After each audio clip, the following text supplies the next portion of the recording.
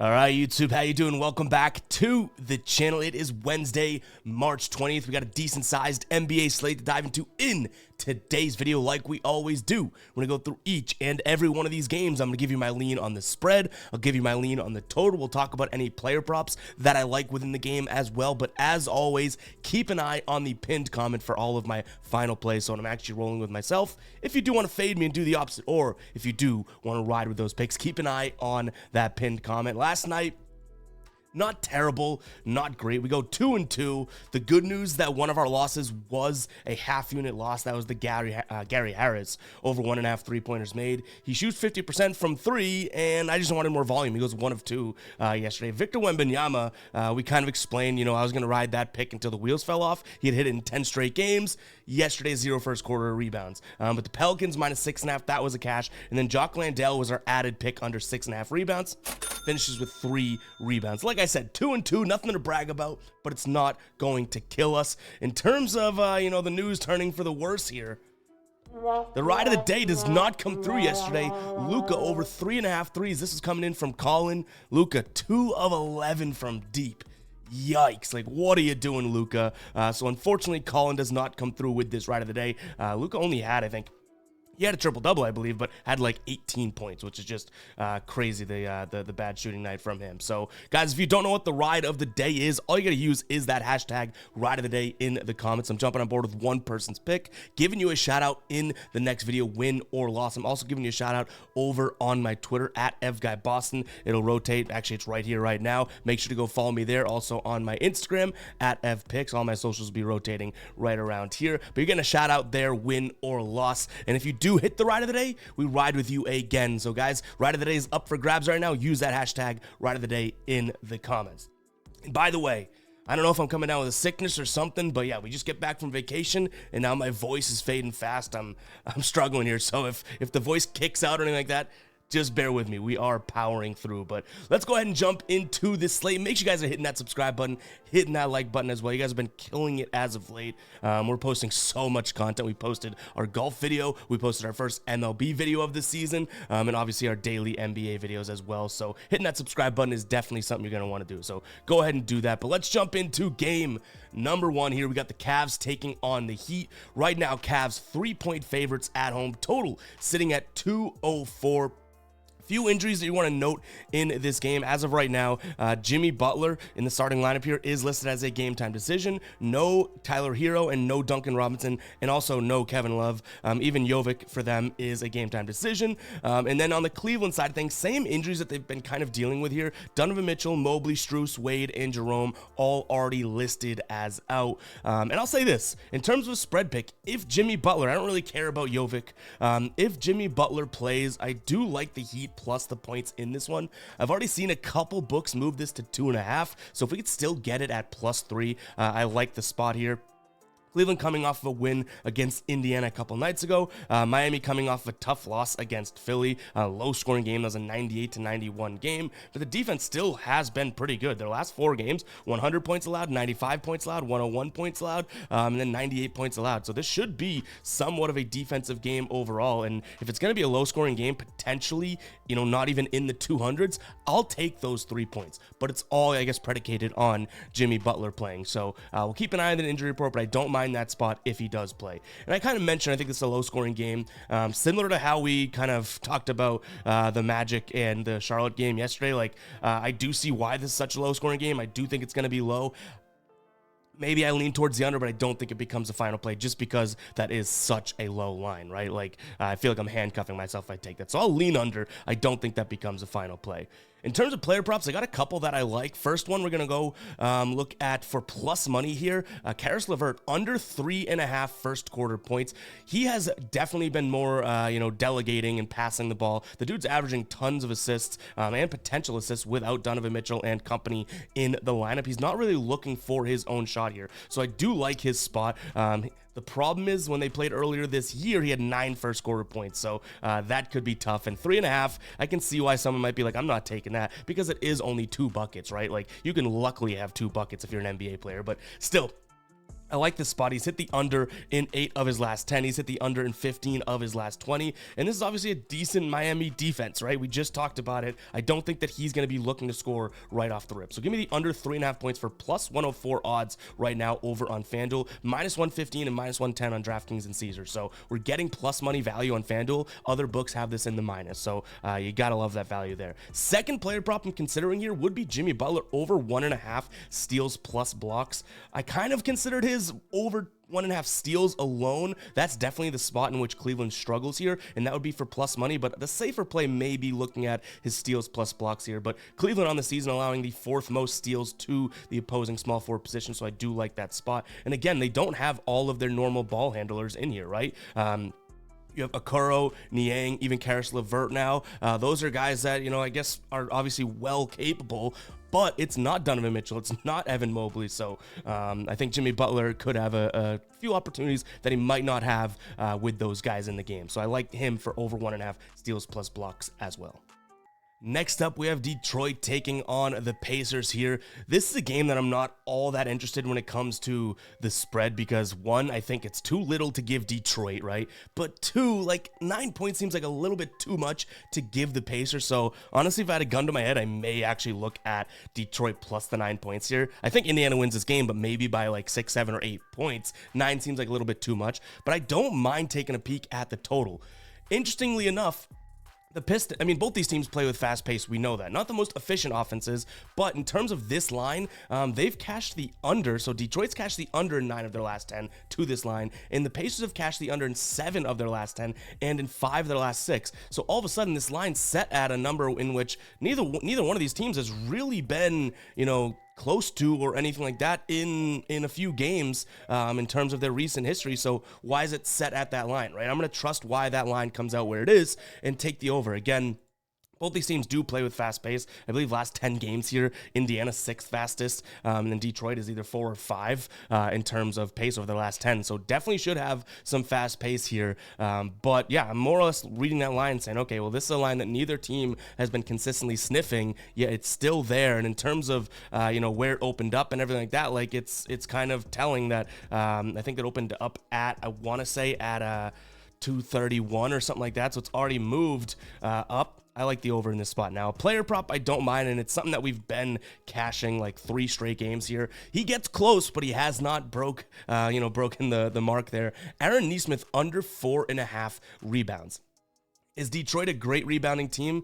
They're not actually a bad rebounding team. Against small forwards, they do struggle, but Aaron Nesmith isn't getting the rebound chance volume here. In his last 10 games here, he's only hit 5+ rebounds 1 time. He's averaging 8 rebound chances per game. He's grabbing less than half of those too in plenty of games here. So from a percentage perspective, yeah, he could get 4 rebounds. It's going to be tough for him to get 5 here. The one concern I have is the fact that we're looking at a game in which I already think is going to be an over, right? So we could technically see a lot more missed shots, a lot more, pace of play. Like I said, these teams can run and not make a lot of shots. There's going to be a lot more missed shots. So unfortunately, that is kind of contradicts what I'm saying, but we've cashed in this Aaron Nesmith under 4.5 rebounds plenty as of late. So I'll trust it one more time here. I do think that this is a good spot to take that again. In terms of players like Aaron Nesmith via Courtside Pal, if you guys don't know that site, go ahead and check it out. Detroit should be the 4th best team at preventing rebounds to a player of his size, his position, and his sort of rebounding type, where he gets rebounds from and everything like that. So we love to see that as well.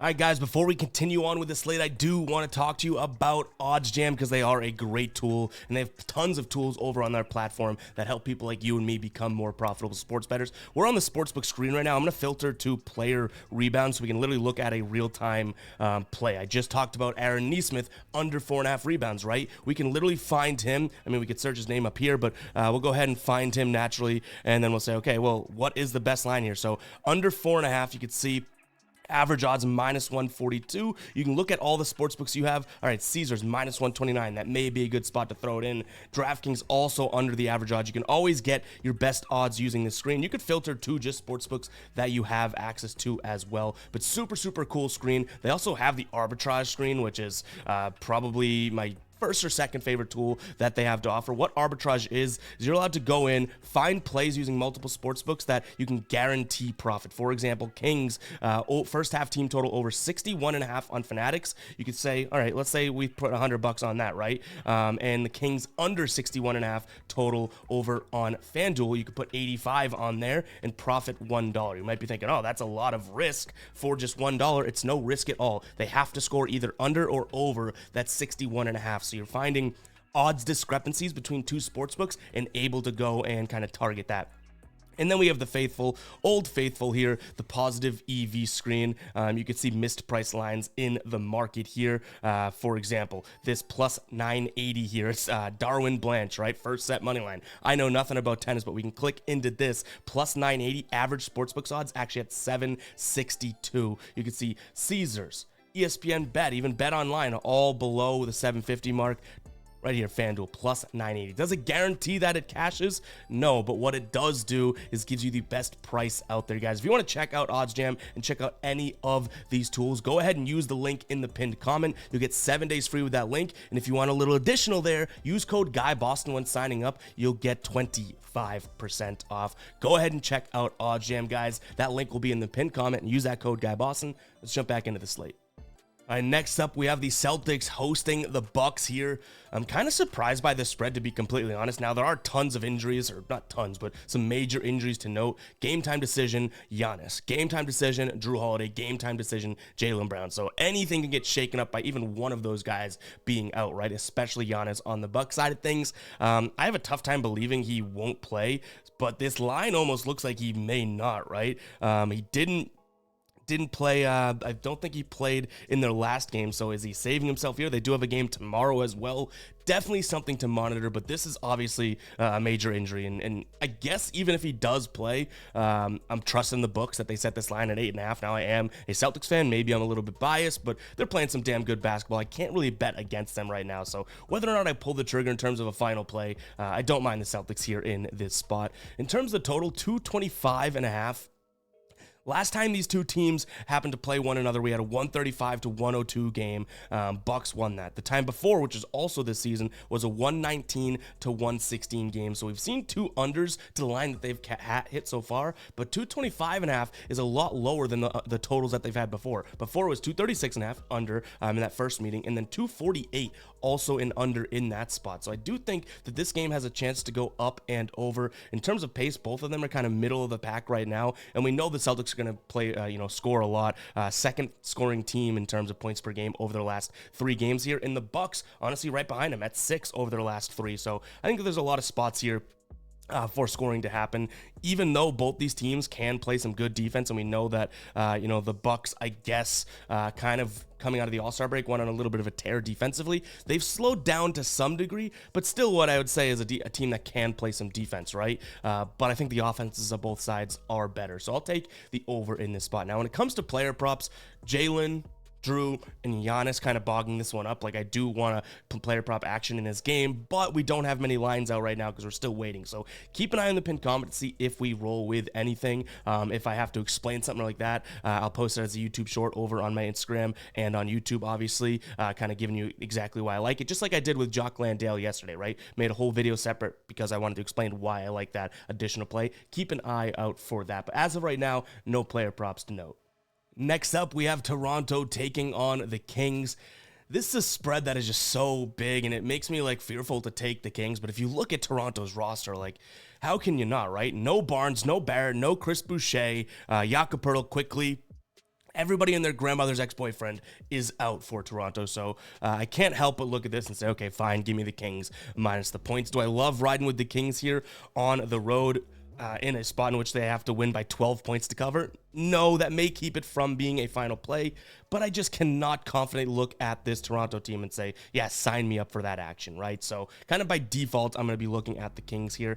Sacramento's covered. They're 1, 2, and 3 of their last 4 games here, but they have not been covering. They've only covered in 4 of their last 10 games, but Toronto's been just as bad. They've only covered in 2 of their last 10, and they've had some big numbers there. The one alarming thing I would say is that when they've had double-digit spreads like this one, they've covered in 2 of their last 3 there. So even with that number, even with no one playing, it does worry me a little bit, but I can't trust them. So I'm going to lean towards Sacramento in this spot. In terms of a total, 229.5. Sacramento really hasn't been pushing the pace as much as you think about them doing, and neither has Toronto. To this line, they've hit the under in 3 straight games.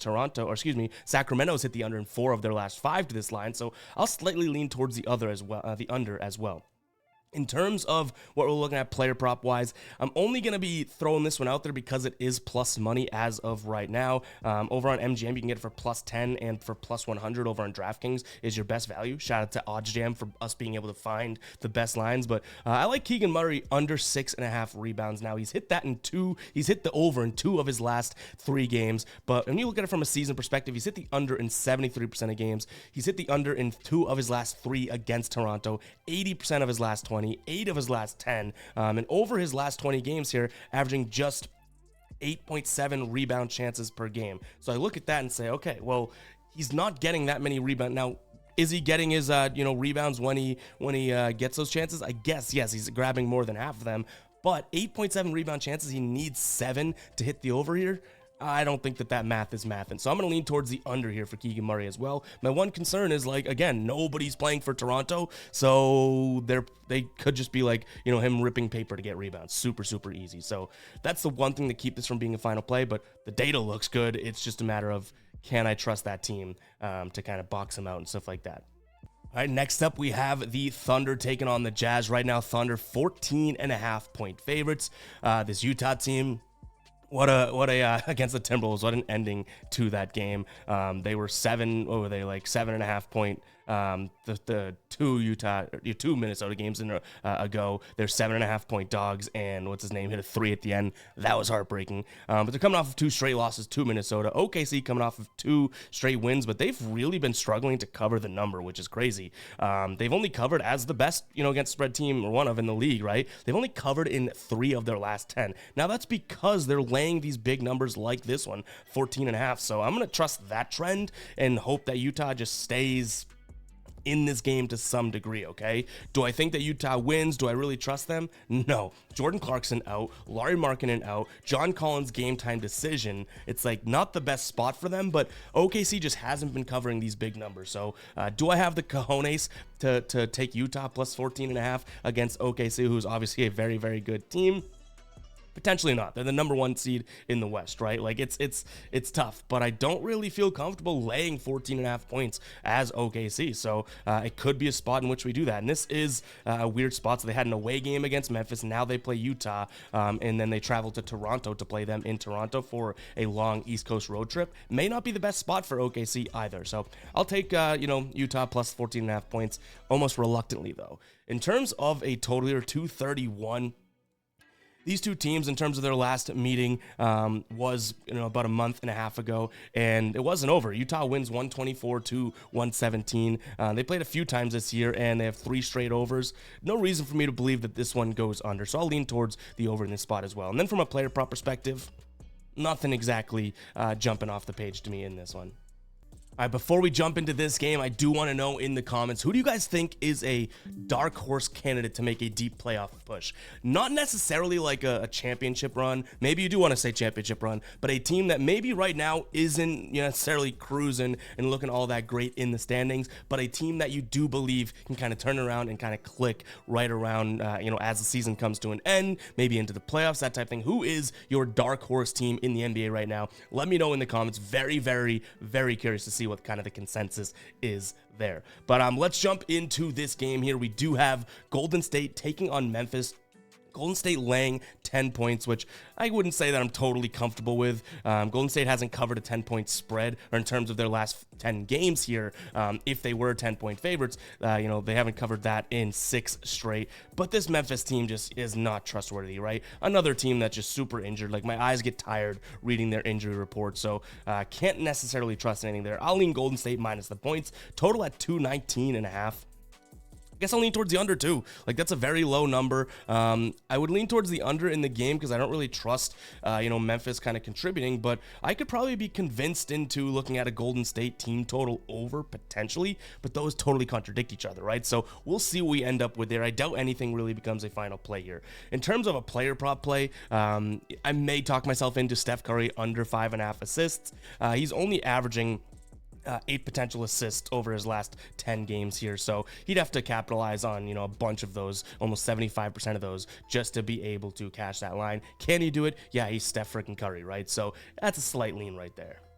Next up, we're looking at the Suns taking on the Sixers. The Sixers still beaten and bruised here. Tobias Harris is a game-time decision, and Melton, Embiid, and Covington still out here. Injuries on the Phoenix side of things, Bol listed as questionable, and then Josh Okogie is out. I don't mind taking a peek at Phoenix. I wish this was like a 7.5 or 7 type spread. I do think 9's a little steep, but in terms of what I'm seeing from the Sixers, and I've kind of said this in videos for a while here, like, I just can't get really behind it. They're beating bad teams, but the Suns aren't really a bad team. The Suns aren't playing great basketball. They're going win-loss, win-loss, win-loss, but they're coming off a loss to Milwaukee. And as weird as it is, if they follow that trend of win-loss, win-loss, it's now their turn to win. So, they're also first game back at home. I think they have a 2-game homestand here. One is tomorrow, so maybe, if you're looking for an angle for Philly, that could be it. But the Sixers, this is the beginning of a West Coast trip for them, so I don't necessarily think this is a great spot on the other side either. So give me the Suns here minus the points. Total at 220.5. I'm going to lean towards the under. I do think that this game kind of slows down in pace. In terms of this line here, the Sixers, this is where I do think that they can control the pace here. They've cashed the under in 7 of their last 10 here. Actually, 7 of their last 8 in terms of this line. We're going to need the Suns to slow down a little bit because the Suns have been playing with a fast pace and everything like that. But I don't think that they're going to need to run and gun against the Sixers team. From a player prop perspective, this one's for plus 135 over on DraftKings and MGM. I'm looking at Yusuf Nurkic over 3.5 assists. He's hit this in 7 of his last 10. He's actually hit it in 52% of games this year. He had 5 last time they played here. And you know what? With this Phoenix team being healthy, I will say, like, you can get it downloading Nurkic, and there's a lot of catch and shoot potential assists here for him. Booker, Beal, Allen, and Durant, all on the perimeter while he has it down low, could be a good spot. And this is a Philly team that, can struggle in defending the corner threes. So I do think that he could have a couple lucky sort of just catch and shoot type of assists. But yeah, he's been averaging plenty of potential assists in his last, last 20 games here. He's averaging nearly 7 potential assists. Again, we're getting this for plus 135. So 3.5 assists. I think you can get 4 tonight for plus 135. Could be a good look there. Maybe a half unit play because it is somewhat of a flyer, right? And then last game on today's slate, we got the Blazers taking on the Lakers. Taking on the Clippers. Give me the Clippers here, minus the points. No other real reason other than we're just kind of fading the Trailblazers, who are fadeable. They've only won 3 of their last 10 games. They have been covering, so I'll give them that, but they haven't been covering against good teams. And this is a Clippers team that, is in desperate need to turn it around. So I do think that this could be a spot in which they go, okay, you know what? We got a cupcake matchup here. Let's dominate, because again, they're not playing all that great. I think they've not covered in 3 of their last, only covered 3 of their last 10. They've had a pretty mass schedule in their last 10. Not bad, but not great. So I do think that this could be a spot in which they say, okay, this is one of the worst teams we've played in a while. Let's go ahead and whoop on them, right? They played Washington recently and they beat them by 30 points. So I think that that's the type of thing that happens tonight in this game. From a player prop perspective, honestly, nothing that I'm loving all that much. Potentially looking at some overs for Blazers players, just given the fact that, they don't really have much going on. And if you pick the right guy, it is kind of like rolling the dice, but you pick the right guy, say Anthony Simons, for example, it's it's an Anthony Simons night, a Scoot Henderson night, maybe a Kamara rebounds, there's stats to go around there in that Portland team because nobody really dominates anything, but it's kind of a roll of the dice, like I said. So I don't mind looking at some overs for Portland just because there's opportunity, but man, you're still rolling the dice big time in that situation. And in terms of a total 217 here, I mean, I'm not going to lie to you guys and say that I'm confident in it either way, but I'll take the over here, 217.5. Again, I think this is a spot in which the Clippers say, all right, let's clean up our act and go out there and score. So that's kind of where I'm coming from. But again, I don't want to lie to you and say I love that spot. This is one of my least favorite games on the board today. But guys, it's going to wrap for today's show. Hopefully you guys did enjoy. If you did, hit that like button, hit that subscribe button. I know I already asked you to comment your dark horse NBA team, but to show me that you made it this far into the video, go ahead and comment 24 because you made it past the 24-minute mark. I love seeing the usernames of people that I recognize over and over again. Like, I'm reading every comment, the good, the bad, the ugly, all that. Some people don't like it when I go after guppies. Some people like it, but I take it. You know, you can't read all the good comments and then ignore the bad. In my opinion, you know what I mean? Like, I'm me. I like to mix it up. Me and my buddies just in real life will crap on each other and stuff, right? Same thing in the YouTube comments. So I love reading all the comments, the good, bad, the ugly. But I do truly appreciate the people that make it all the way through the video and everything like that. So thank you guys so much for all the support as of late. I feel like I would get sappy at the end of videos, but it's coming from literally like the bottom of this big old gut. Like, I feel so blessed and lucky to be in the position that I am, and you guys made that happen. Seriously, I'm a dummy with a microphone and a camera, right? You guys make that happen in terms of the growth. So appreciate the hell out of you guys, and yeah, that's my rant. All right, we'll catch you guys in the next one. Peace out.